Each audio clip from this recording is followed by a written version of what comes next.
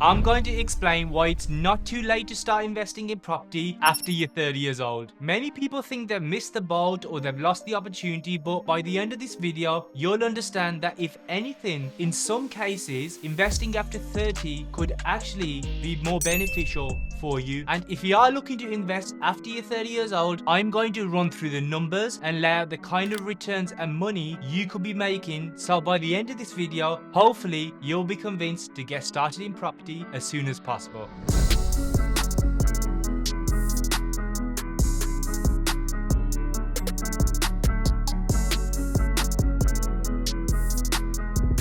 So first of all, let's clarify one thing. Is it better to start investing as early as possible? Of course it is. Would you have made more money if you had invested 5 years ago? Obviously. And if you are there watching with this regret, trust me, we all have the same regret. I rarely have regrets myself, and I've mentioned a few times on my Instagram that one of my few regrets in life was not investing earlier, but that doesn't mean now that I don't invest at all. And the thing is, the past is the past. If you only made a decision based on what could have been or should have been, then I'm sorry, but you're not going to get very far like that. There's a Chinese proverb that's pretty fitting when it comes to property investing, which is the best time to plant a tree was 20 years ago. The second best time is now. And it makes complete sense, right? Like, even if you didn't start investing as early as you would have liked, it doesn't mean that you can't still make a huge success out of it. And there's so much proof around this as well. You only need to look at some of the most successful people ever. Ray Kroc opened his first McDonald's when he was 52. J.K. Rowling, she started writing Harry Potter when she was 32. Oprah Winfrey started at 30 years old. Reed Hastings, he started Netflix when he was 37 years old. And it's just not successful people. There's so much proof in the world of property investing. The first one that comes to my mind in the UK is the couple Fergus and Judith Wilson, right? They only started investing in property in their mid-30s, I think, and they ended up becoming one of the UK's largest private landlord at the peak, owning more than 1,000 properties, and they sold their portfolio for over £250 million. Grant Cardone, whether you love him or hate him, he's a prolific real estate investor, one of the most successful in the US, and he got started in his 30s. Robert Kiyosaki, the guy who wrote Rich Dad Poor Dad, again in his 30s, and these are just famous people. There's loads of normal people who got started after 30. So if you're there thinking you're late, yes, you may be late, but better late than never. Just because you're late doesn't mean you can't be successful. It's a key difference. We'll get back to the video in a few seconds, but 70% of you watching this video aren't subscribed to my channel. Please do me a favor and hit the subscribe button and buy more properties in the next few months. I'll be sharing everything so you can learn from my mistakes for free. Anyways, back to the video. Now, let's talk about why being a little older can actually work in your favor when it comes to investing. Now, I'm 34 right now, right? And I would like to think I'm a bit more mature and rational as a person than I was in my 20s. And I think it's because as I've got older, I've got more experience by accumulating more experiences. I started to invest in property properly at 29 years old, and honestly speaking, yes, I repeat, I would have loved to have started investing way earlier, but I'm not 100% sure if I would have had the same success as now. And it's mainly because I feel like the maturity I have now has translated in me being a more rational and disciplined investor. And it's not just me I'm talking about. Maybe you feel the same, because research supports this as well. A study published in the Journal of Economic Behavior and Organization, they found that older investors, they tend to show greater financial literacy and make more rational investment decisions compared to their younger counterparts. And the reason for that is because older people, they've accumulated more knowledge, they're emotionally more stable, and they have more of a long-term perspective of things, which is very important in investing, by the way. And broadly speaking, younger people, they're generally more risk takers, and taking risks in life and business is fine, but when it comes to investing, I feel like it's the opposite. Having a more conservative approach, it's what tends to give you more sustainable returns returns over the long term. I love a good research, so I also dug this article out when prepping for this video. So this is some research in behavioral finance and investor psychology, and this study showed that older investors are less receptive to cognitive biases such as overconfidence and herd mentality, which ultimately results in more rational decision making. One more thing I've noticed personally, apart from a temperament and mindset, is my skills. Along with the life experiences that you accumulate, a lot of us also tend to develop our set of skills as time goes on, whether it's number crunching from our days as an accountant, how to market myself in the property industry through my e-com business, which I had for many years. For you, it could be something valuable like negotiation skills acquired from your workplace, right? Or even something as simple as financial literacy gained through managing your own personal finances. All these little skills that you've stacked up throughout the years and without you even thinking about it too much. What those little skills have done is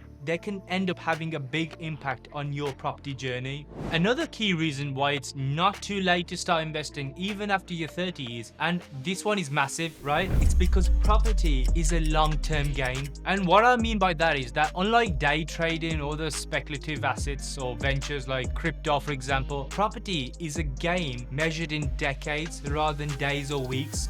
This should be really encouraging for those of you that haven't started yet, because even if you're starting in your 30s, even if you're starting in your 40s, you're still in the early innings of the game. Let's say you purchase your first investment property at 35, right? And plan to retire at 65. That still gives you a solid 30-year window to grow your portfolio, benefit from the appreciation, and earn rental income. I promise you, in those 30 years, you'll have made enough money that you definitely wouldn't be complaining. How much money exactly you could make, I'm going to cover that next, but just understand that in the grand scheme of things, missing out on your 20s is just a blip on the radar. Even if you do start investing in your 20s, if you can, that's great obviously, but the reality is that most of your wealth will be built on appreciation, the capital growth of the property, and that will only really be of anything meaningful when you're in your 30s, 40s anyways. It's a few decades later on. Like, you're not late to investing, I can promise you. Whenever people say stuff like that, oh, I felt like I've left it too long, I always say that, listen, the average life expectancy of someone in the UK, it's 80 years old. And if you just go by that, you have like 50, 40 years of investing years remaining. That's a lot of years.